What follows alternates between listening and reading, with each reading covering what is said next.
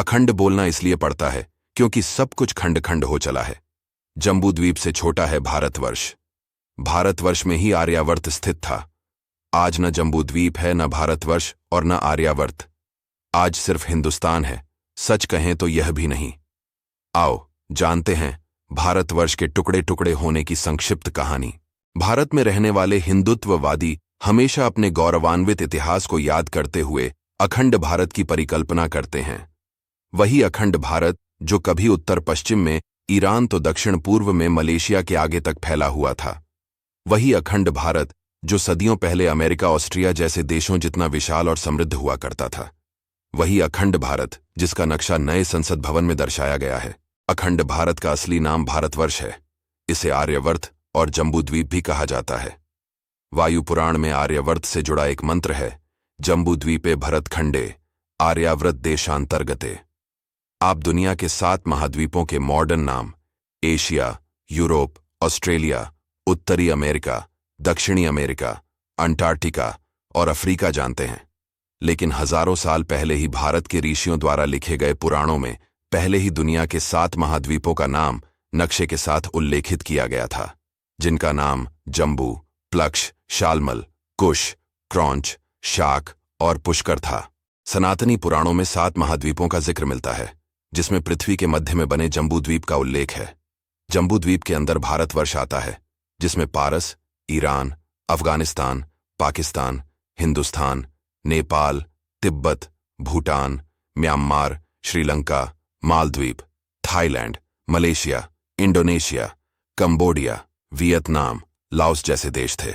वायु पुराण में एक श्लोक है जिसमें बताया गया है कि राजा प्रियव्रत ने अपनी बेटी के 10 पुत्रों में से 7 को संपूर्ण धरती के 7 महाद्वीपों का राजा बनाया था और अग्निंद्र को जम्बूद्वीप का राजा बनाया था। राजा भरत ने जो क्षेत्र अपने पुत्र सुमित को दिया वह भारतवर्ष कहलाया। भारत देश कई बार विभाजित हुआ, प्राचीन काल में सम्राटों द्वारा, तो आजादी के पहले अंग्रेजों और आजादी के बाद नाकारा सरकारों के द्वारा।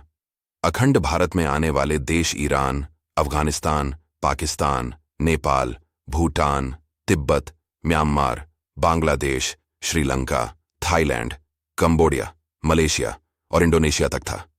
गुप्त वंश के बाद भारत खंड खंड होता गया और Iran, Tibet, Thailand, Cambodia, Malaysia और इंडोनेशिया अलग होते गए। भारत सिर्फ अफगानिस्तान, पाकिस्तान, नेपाल, भूटान, श्रीलंका, म्यांमार तक सीमित रह गया। इसके बाद कुछ देश भौगोलिक दशा और भाषा के चलते अलग हो गए और इसके बाद अंग्रेजों ने भारत से पाकिस्तान, बांग्लादेश, अफगानिस्तान को अलग कर दिया और आजादी के बाद चीन और पाकिस्तान ने कश्मीर का कुछ हिस्सा हड़प लिया। भारतवर्ष ही अखंड भारत था, जो समय के साथ अलग अलग सम्राटों की राजधानियों में बंट गया। लेकिन 321 ईसा पूर्व यानी जीसस क्राइस्ट के जन्म से 321 साल पहले इन बिखरे हुए गणराज्यों को संगठित करने का काम मौर्य साम्राज्य के सम्राट चंद्रगुप्त ने चाणक्य के मार्गदर्शन में किया। 322 बीसी में चंद्रगुप्त मौर्य ने नंद साम्राज्य के राजा घनानंद को पराजित कर अपना साम्राज्य स्थापित किया। फिर चंद्रगुप्त मौर्य ने सिकंदर के कब्जे वाले क्षेत्र को वापस हासिल करने के लिए युद्ध लड़े। 305 बीसी में सिकंदर के सेनापति सेल्यूकस के बीच हुए युद्ध में चंद्रगुप्त की विजय हुई। बाद में सेल्यूकस ने अपनी बेटी हेलेन की शादी चंद्रगुप्त से करा दी। राधा कुमुद मुखर्जी की किताब Chandragupta Maurya and his time में लिखा है कि चंद्रगुप्त के बाद उनके बेटे बिंदुसार और पोते सम्राट अशोक ने पूर्वी तट पर कलिंग और दक्षिणी तट पर तमिल राज्य तक मौर्य साम्राज्य का विस्तार कर लिया था। मौर्य साम्राज्य पश्चिम में ईरान, तब का पर्शिया, पूर्व में बंगाल और उत्तर में कश्मीर से लेकर दक्षिण में तमिल तक फैल गया था। इसे ही अखंड भारत कहा गया। अखंड भारत कैसे टूटा? 185 बीसी में मौर्य साम्राज्य का पतन हो गया और अखंड भारत बिखरने लगा। इसके बाद शांक, किन, शक, सातवाहन, कुषाण, चोल, पंड्या, चैर जैसे साम्राज्य बनने लगे। अखंड भारत के राज्य अलग अलग साम्राज्य बन गए। राजा एक दूसरे से लड़ने लगे। चोल और पंड्या के कब्जे में रहने वाला श्रीलंका 1310 में इसीलिए अलग होकर ब्रिटिशर्स के कब्जे में आ गया। 870 ईस्वी में अफगानिस्तान पर अरब सेनापति याकूब एलिस, फिर मुगल और उनके बाद अंग्रेजों ने कब्जा कर लिया। 26 मई 1876 को रूस और ब्रिटेन के बीच हुई गड़मक संधि के बाद अफगानिस्तान बफर स्टेट बन गया और अखंड भारत से एक और हिस्सा 18 अगस्त 1919 को अलग हो गया। अफगानिस्तान से पहले 1907 में ब्रिटेन ने भूटान को भारत से अलग कर दिया और वहां उज्ञेन वांगचुक की राजशाही शुरू करवा दी। 1937 में अंग्रेजों ने भारत से बर्मा को अलग कर दिया और फिर 1947 में पाकिस्तान और बांग्लादेश भारत से अलग हो गए। तब बांग्लादेश पाकिस्तान ही था जिसे भारत ने 1971 की जंग के बाद अलग देश बना दिया था।